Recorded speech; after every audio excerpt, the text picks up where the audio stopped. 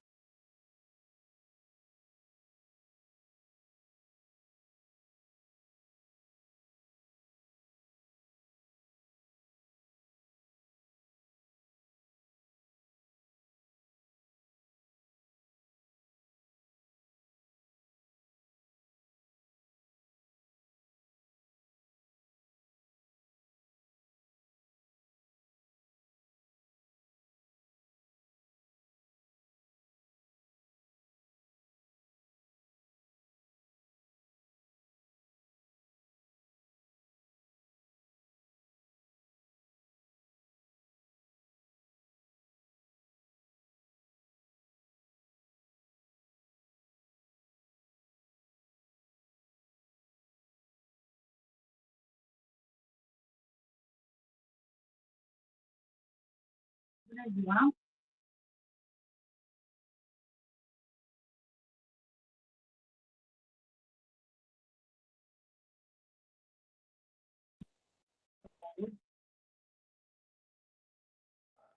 Bună ziua!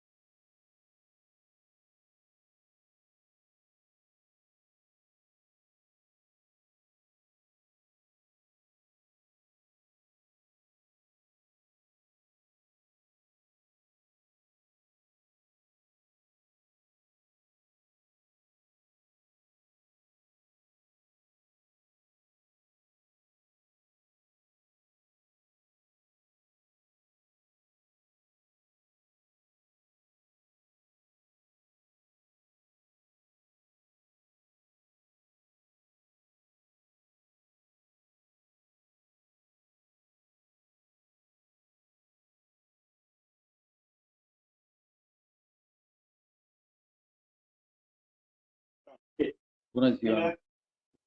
Bună ziua, Fermina!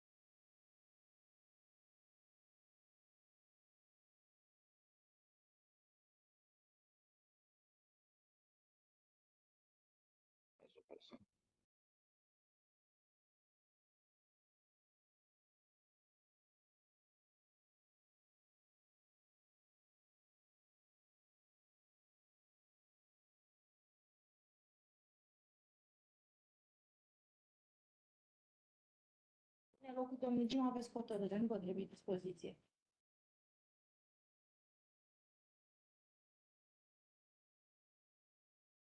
Să-mi spuneți cum este? Asta sunt, poate mai intră cineva. 24.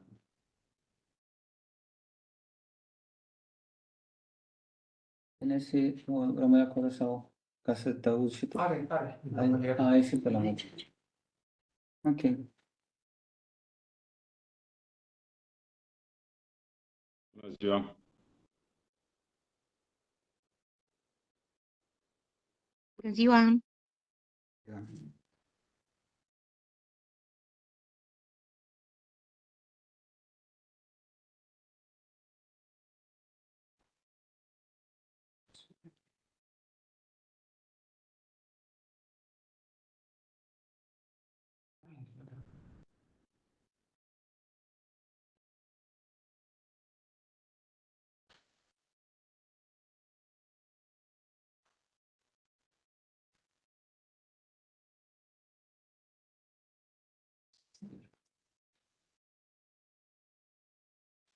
Bună ziua, stimați colegi!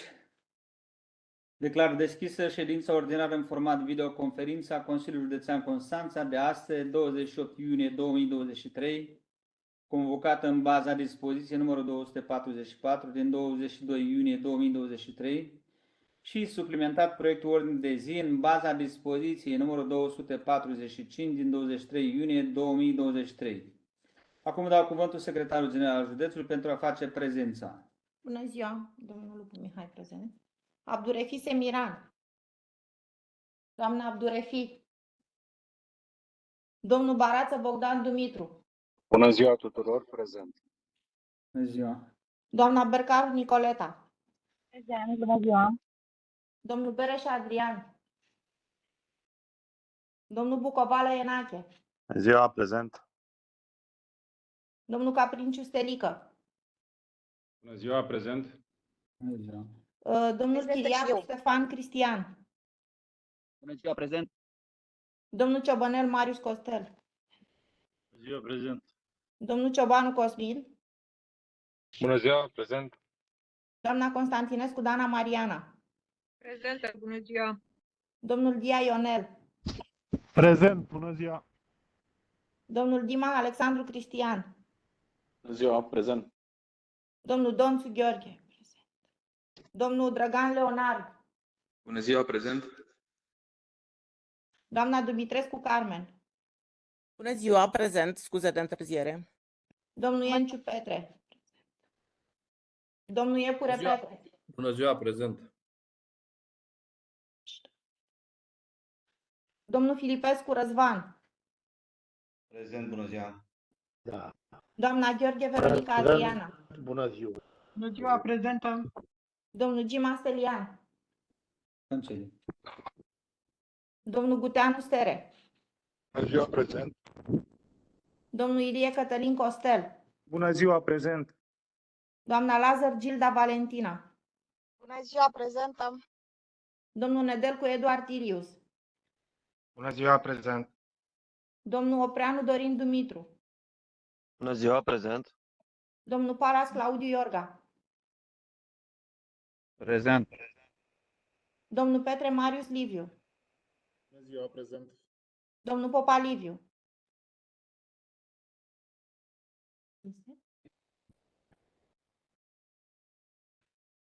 Domnul Rizea Vasile.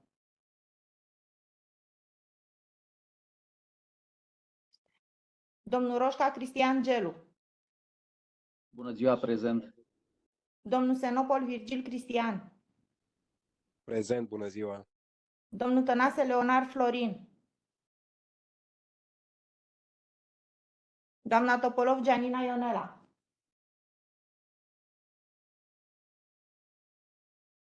Domnul Țapliuc Florentin Adrian. Bună ziua, domnul președinte, prezent.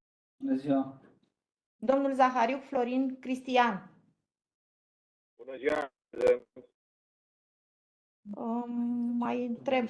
Domnul Rizea Vasile. Prezent. Bună ziua. Mulțumesc. Este doamna. Domnul Tănase Leonard Florin. Doamna Topolov Gianina Ionela. 33 de consilieri prezenți. Și Abdurefi Semiran, mă scuzați. Nu știu. V-am Da, mulțumesc. trecut. Suntem în vorum, supun votului dumneavoastră 2 puncte. Ordinea de zi ce cuprinde aprobarea procesului verbal al ședinței ordinare a Consiliului Județean Constanța din data de 30 mai 2023. 2. Dezbaterea proiectelor de hotărâri. 13 proiecte. Vot, vă rog, pentru ordinea de zi. Cine este pentru?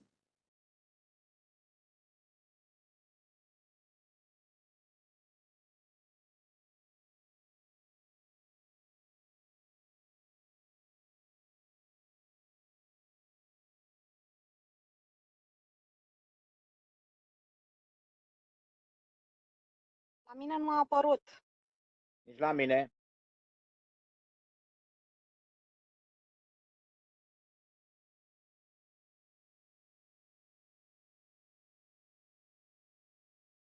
Țapliuc Final, pentru. vă rog.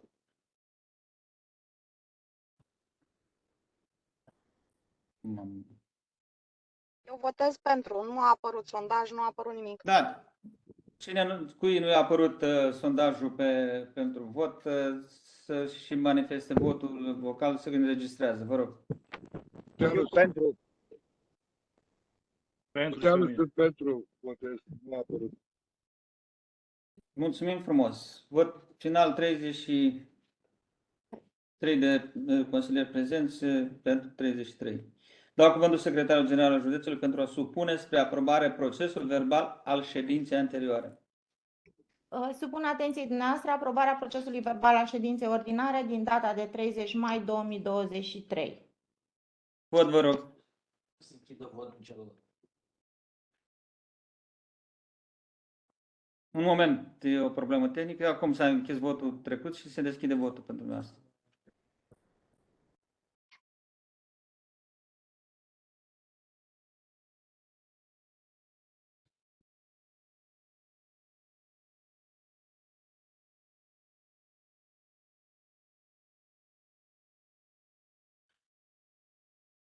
Ce votăm?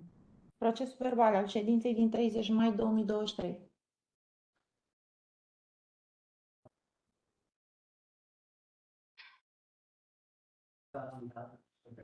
Vot, vă rog.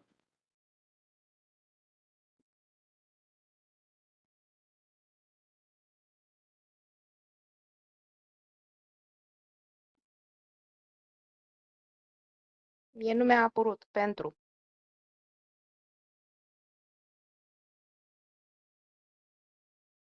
Proiectul de hotărâre aprobat cu 33 de voturi pentru. Intrăm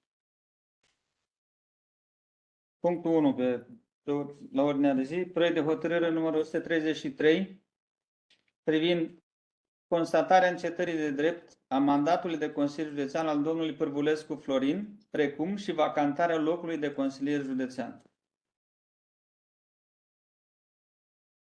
Tehnicul, sunteți pregătiți?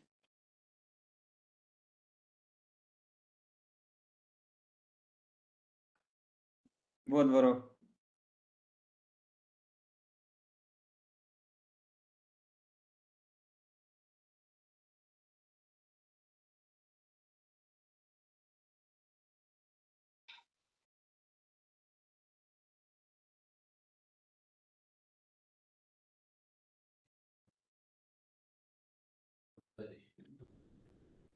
Domnul Bereș, ați votat, vă rog. Proiect de hotărâre aprobat. Vă rog frumos. Vot final.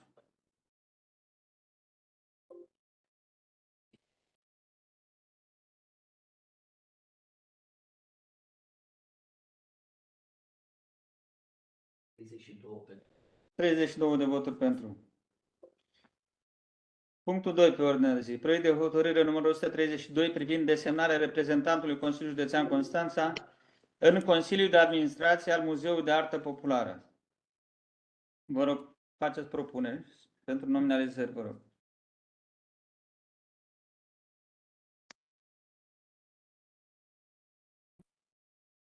De la partide, cine face nominalizare? De la PNL, vă rog frumos, dacă există nominalizare.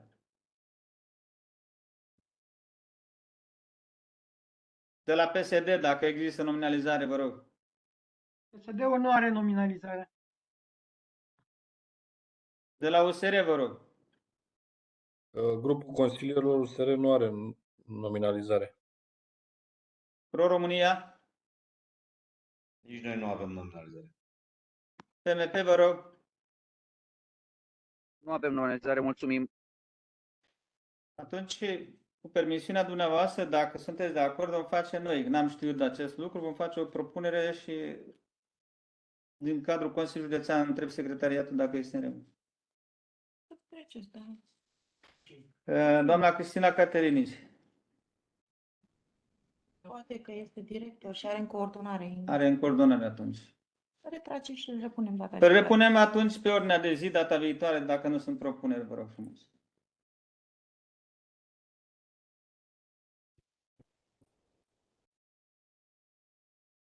Punctul 3 pe ordinea de zi. Proiect de hotărâre numărul 136 privind rectificarea bugetului de venituri și cheltuieli al județului Constanța pe anul 2023. Secretariat, suntem gata?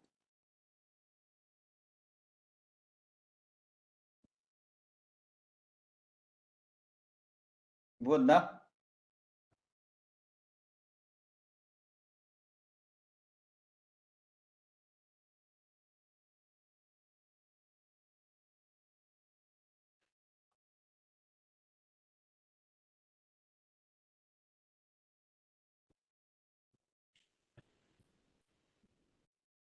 Domnul Ciobănel Marius, n-ați reușit să vă logați, vă rog. Deci nu mi-a apărut, mă abțin.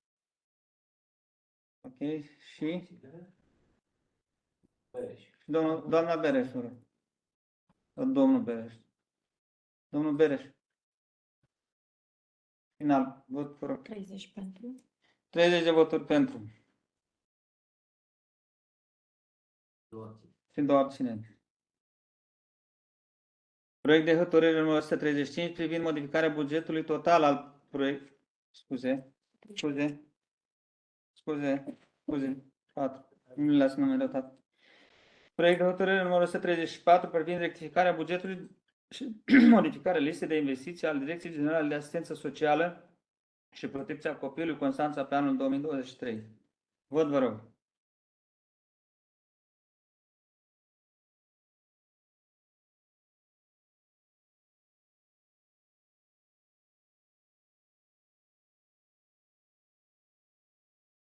De ce nu le-ați numerotat?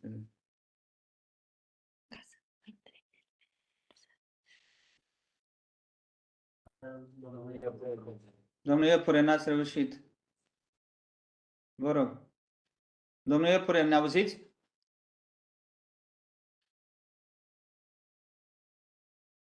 Bun. Final, vă rog. 32 de voturi pentru și abținere. Am trimis răspunsul, da. Se aude, da? Da, vă rog. Proiect de hotărâre numărul 135 privind modificarea bugetului total al proiectului. Închiderea complexului de servicii comunitare Orizont. Vot, vă rog. 135, da? Da, 135.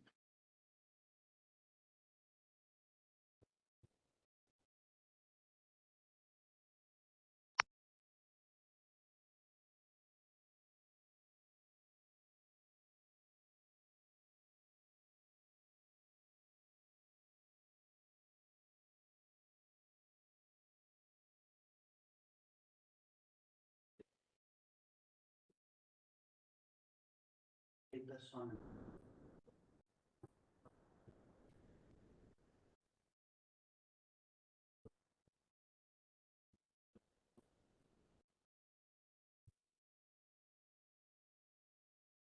Domnule Iepure, n-ați reușit din nou să vă... Ne auziți? Domnul Drăgan. Leonard. Final, vă rog. Bună ziua, nu mi-a apărut, domnul președinte. Votez pentru. Mulțumesc. Am auzit vot pentru. Mulțumesc.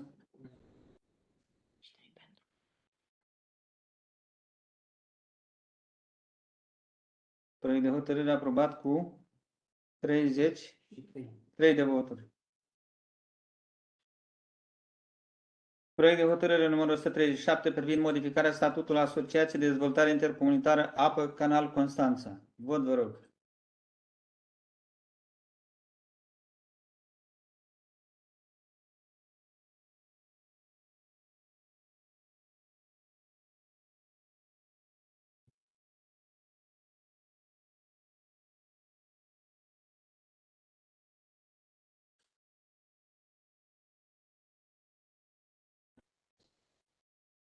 ...30 pentru și 3 abțineri. Proiect de hotărâre numărul 7, proiect de hotărâre numărul 138 privind stabilirea prețurilor medii ale principalelor produse agricole, precum și a prețului mediu pe tonă de iarbă masă verde obținută pe pajiște la nivelul județului Constanța pentru anul 2023, începând cu data de 1/7/2023. Vot, vă rog. 138, da.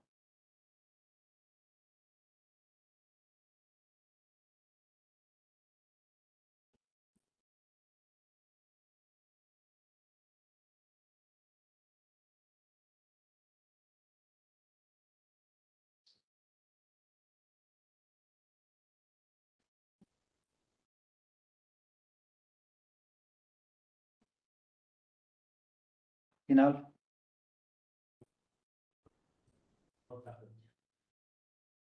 Proiect de hotărâre aprobat cu 31 cu 31 de voturi și Două abțineri. 2 abțineri. Proiect de hotărâre numărul 8. Proiect de hotărâre numărul 139 privind înlocuirea unui reprezentant al Consiliului Județean Constanța în membrul Consiliului de Administrație al Centrului Școlar pentru Educație Inclusivă Albatros Constanța pentru anul școlar 2022-2023. Rog nominalizări. PNL, vă rog.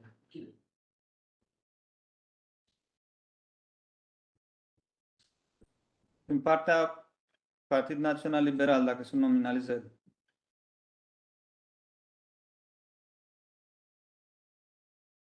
Din partea PSD, dacă sunt nominalizări.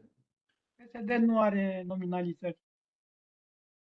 Din partea USR, vă rog. Nici USR nu are nominalizări.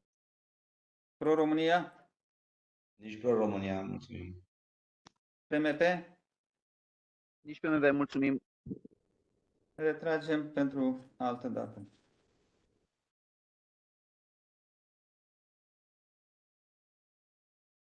Proiect de hotărâre numărul 140 privind aprobarea depunerii proiectului reabilitarea și modernizarea Centrului Școlar pentru Educație Inclusivă Maria Montessori Constanța și a cheltuielilor aferente. Vot, vă rog.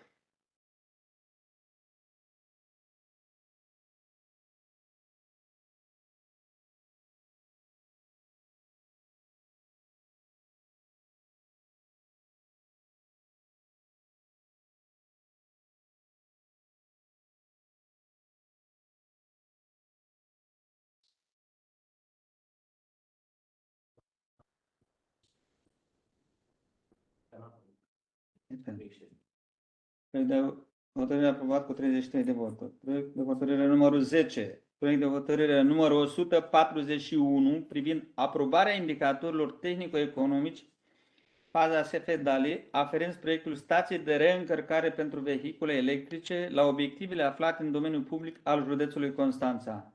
Vot, vă rog.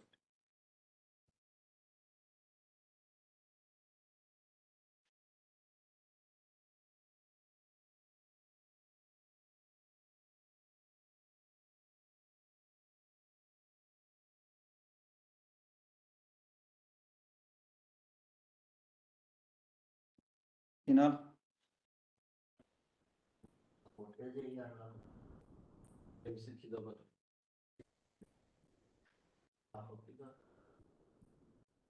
Domnul Popa. Domnul Iepure. Proiect de hotărâre aprobat cu 33 de voturi. Punctul 11. Proiect de hotărâre numărul 142 privind aprobarea planului de analiză și acoperire a riscurilor al județului Constanța pe anul 2023. Vot, vă rog.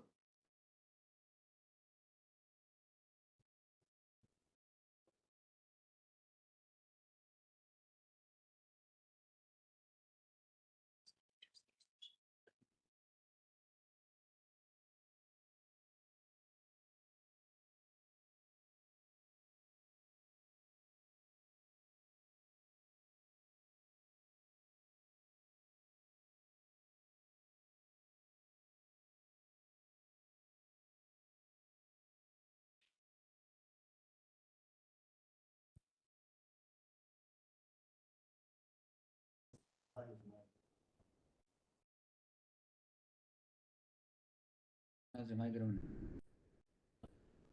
Domnul Zahariu, vă rog. Votul este pentru, nu mi-a apărut, din păcate, sondajul. Ok. Proiect de hotărâre aprobat cu 32 de voturi, o abținere.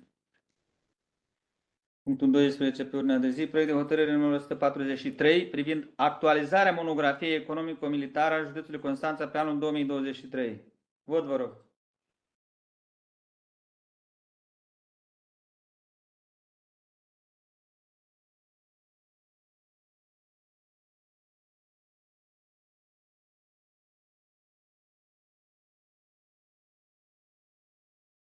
Bună ziua, scuze de întârziere, am intrat în ședință.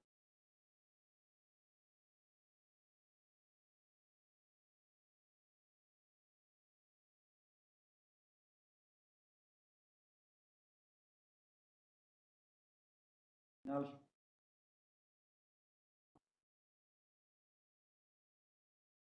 Final vot.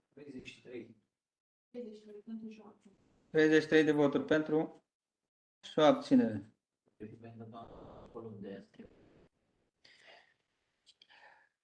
Ultimul punct pe ordinea de zi, proiect de hotărâre numărul 144 privind aprobarea indicatorilor tehnico-economici faza SF-DALIP, aferenți proiectul reabilitare, modernizare și dotare Palat Administrativ, județul Constanța. Vot, vă rog.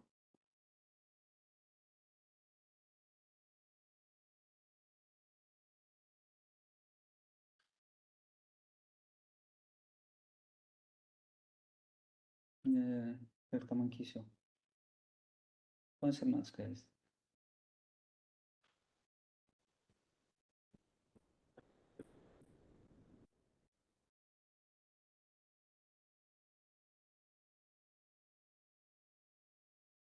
Domnul Ciobănel, doamna Gheorghe.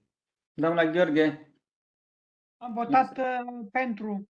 Ok. Și la mine pentru că nu mi-apare încă. Domnul La Ciobănel. mine pentru nu apare. Pentru.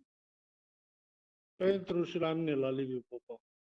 Bun. Proiect de hotărâre aprobat cu 34. 34 de voturi.